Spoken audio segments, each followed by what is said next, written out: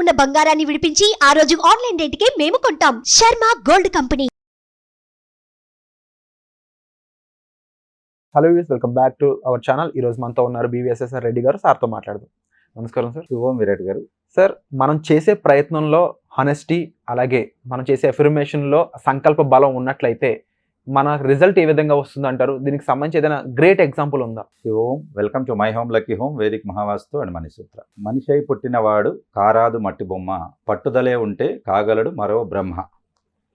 కృషి ఉంటే మనుషులు ఋషులవుతారు, మహాపురుషులవుతారు, తరతరాలకి తరగని వెలుగవుతారు, ఇలవేలుపులవుతారు. ఇది మనకు అడవి రాముడిలో ఎన్టీఆర్ పాడే పాట. అంటే జనాలు అక్కడ ఉండే వాళ్ళను, మీలో ఉన్న శక్తిని బయటకు తీయడానికి ఆయన వాళ్ళను మోటివేట్ చేయడానికి పాట పాడతారు. నిజమే. మరి మనకు ఇన్ని పురాణాలు, ఇతిహాసాలు అన్నిట్లో చూసుకుంటే వాల్మీకి మనకు రామాయణం రాసిన అంతకుముందు చరిత్ర మనం చూసుకుంటే అసలు ఊహించలేం ముందుకు తర్వాతకి. ఇవన్నీ కూడా కేవలం ఇక్కడి నుంచే మొదలవుతాయి. కాబట్టి మనము జనరల్గా చెప్పుకుంటూ ఉంటాం అఫర్మేషన్స్. ఫర్మేషన్స్ అంటే ఫర్మ్గా మనం రిపీటెడ్గా చెప్పుకునేటివి అఫర్మేషన్స్. సబ్కాన్షియస్ మైండ్కి ఇచ్చే సీడ్సే అఫర్మేషన్స్ అన్నట్టు. కాబట్టి మనం ఏదైతే ఆశిస్తామో అదే మనకు వస్తుంది. యద్భావం తద్భవతి.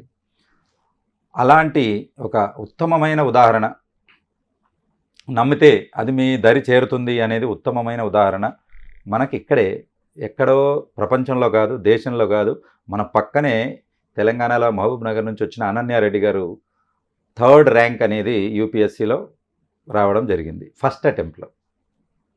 అసలు యూపీఎస్సీలో ర్యాంక్ రావడమే చాలా గొప్ప విషయం అని అనుకుంటే, అందులో కూడా 3rd ర్యాంక్ రావడం ఇది ఇంకొక గొప్ప విషయం. అన్నిటికన్నా ఇంపార్టెంట్ ఏంటంటే ఫస్ట్ అటెంప్ట్లో రావడం. అంటే ఇది అంత ఈజీ ఇష్యూ అయితే కాదు.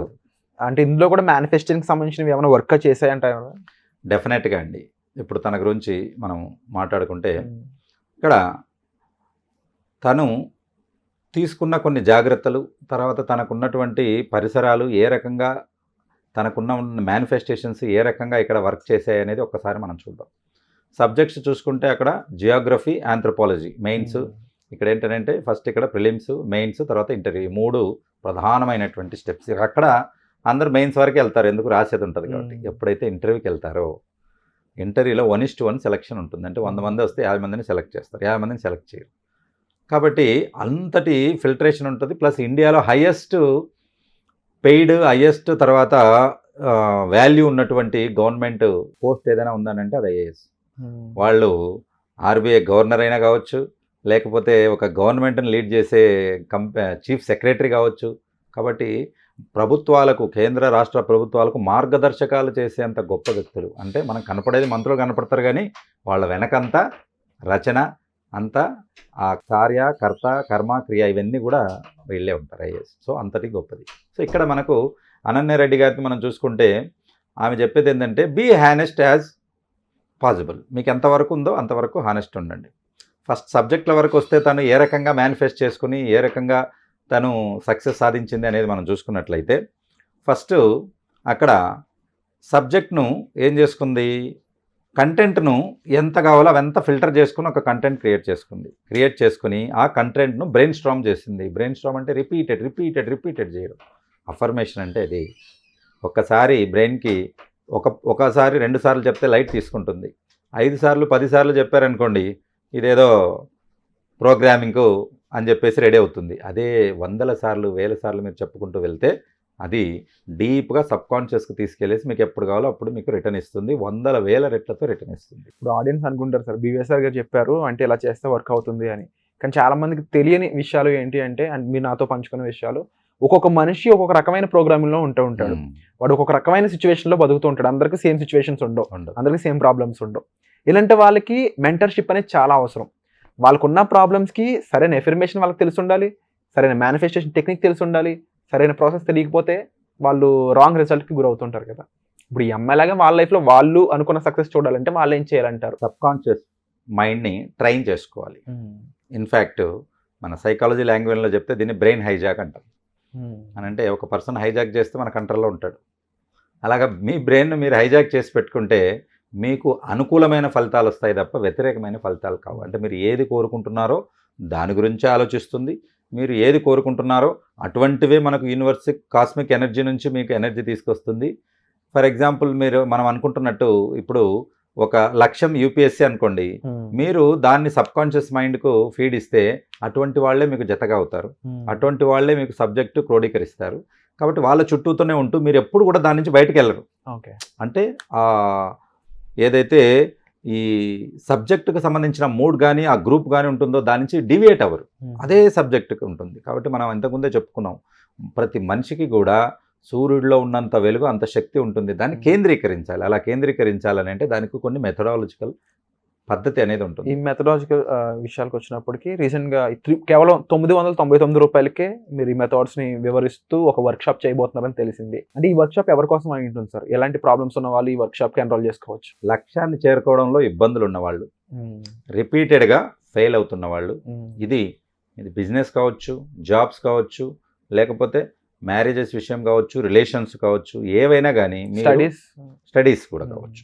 కాబట్టి మీ లక్ష్యాలు చేరుకోవడంలో ఇబ్బందులు పడుతున్న వాళ్ళు, రిపీటెడ్గా దాంట్లో ఫెయిల్యూర్ చూసిన వాళ్ళు, కాన్ఫిడెన్స్ పోయి డిప్రెషన్ వస్తుంది వాళ్ళకి, ఏంటి ఎన్నిసార్లు చేసినా రావట్లేదు అని చెప్పేసి, అటువంటి వాళ్లకు ఈ వర్క్షాప్ చాలా బాగా కరెక్ట్గా అవుతుంది. సో ఇక్కడ మనము అనన్య రెడ్డి గారిది ఫస్ట్ అటెంప్ట్లో వచ్చారని చెప్పుకున్నాం.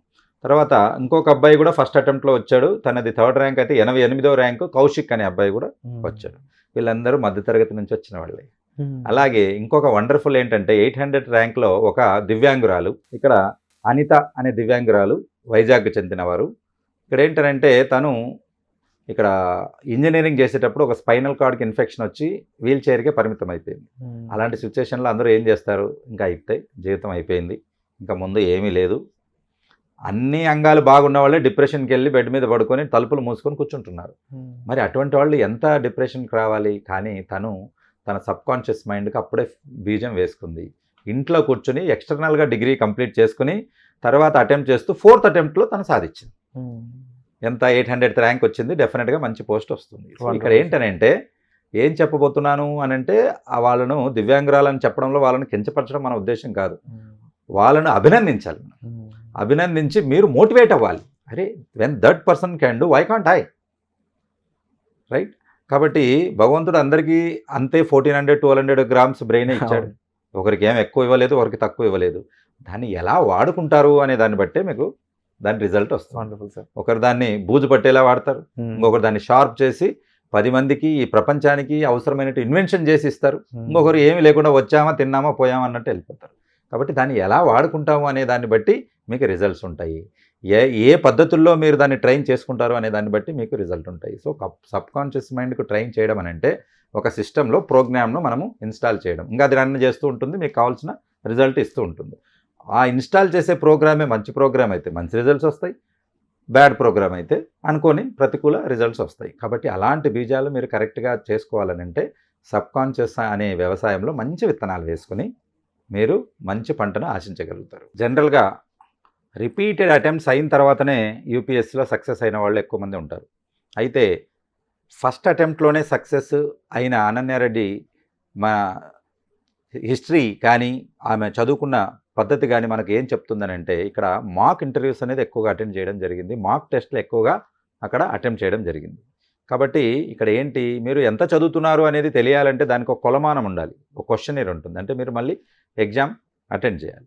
ఇలా ఎగ్జామ్ రిపీటెడ్గా అటెండ్ చేయడం కూడా బ్రెయిన్కు ఒక కాన్ఫిడెన్స్ ఇస్తుంది, రైట్? ఈ మాక్ టెస్ట్ అది మాక్ టెస్ట్ అయి ఉండొచ్చు, కానీ ఇలాంటి క్వశ్చన్స్ అక్కడ రావచ్చు కదా.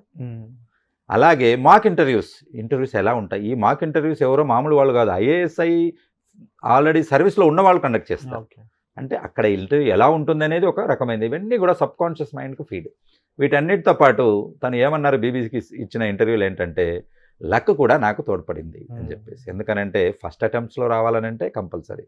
అయితే అందరూ అనుకుంటున్నట్టు ఇంట్లో కూర్చొని ముక్కు మూసుకుంటే వచ్చే లక్ కాదు. What's the definition of the luck? మనం ఎప్పుడూ చెప్తూ ఉంటాం, LUCK అంటే లేబర్ అండర్ కరెక్ట్ నాలెడ్జ్. చేసే ఏ పనైనా కళ్ళు తెరుచుకొని మంచి తెలివి ఉపయోగించుకొని కరెక్ట్గా మనం అప్లై చేసుకుంటూ పోతే లక్ అనేది వచ్చేస్తుంది. కాబట్టి ప్రతి ఒక్కరూ లక్ను మీరు తయారు చేసుకోవచ్చు, అదేదో పుట్టుకతోనే రావాలి అని కాదు. మనం అనుకున్నాం కదా, బ్రహ్మ పుట్టినప్పుడు తలరాత రాస్తే మీ తలరాతను మీరు మీ అఫర్మేషన్స్ ద్వారా రాసుకోగలుగుతారు. Wonderful sir. అండ్ తప్పకుండా సార్ చెప్పిన విధంగా ఇలాంటి విషయాల్లో మీకు అవగాహన కావాలి, మీకు నాలెడ్జ్ కావాలి, మీరు కూడా మీ బ్రెయిన్ని 100% యూజ్ చేయాలి అనుకుంటున్నా, లేకపోతే పలానా ప్రాబ్లం ఉంది దాన్ని సాల్వ్ చేయడానికి ఈ కాన్సెప్ట్స్ మీకు యూజ్ అవుతాయి అనుకున్నా సరే వెంటనే కేవలం 999 రూపాయలకే ఈ కోర్స్ అనేది మీకు ఒక వెబినార్ ద్వారా సార్ అందించడం జరుగుతుంది. ఇమీడియట్గా డిస్ప్లే అవుతున్న నెంబర్స్ కాల్ చేసి మీరు దీనికి సంబంధించిన పూర్తి ఇన్ఫర్మేషన్ అని తీసుకోవచ్చు. Thank you so much sir. Suman టీవీలో మీ పర్సనల్ అండ్ బిజినెస్ ప్రమోషన్స్ కోసం కింది నెంబర్కి కాంటాక్ట్ చేయండి.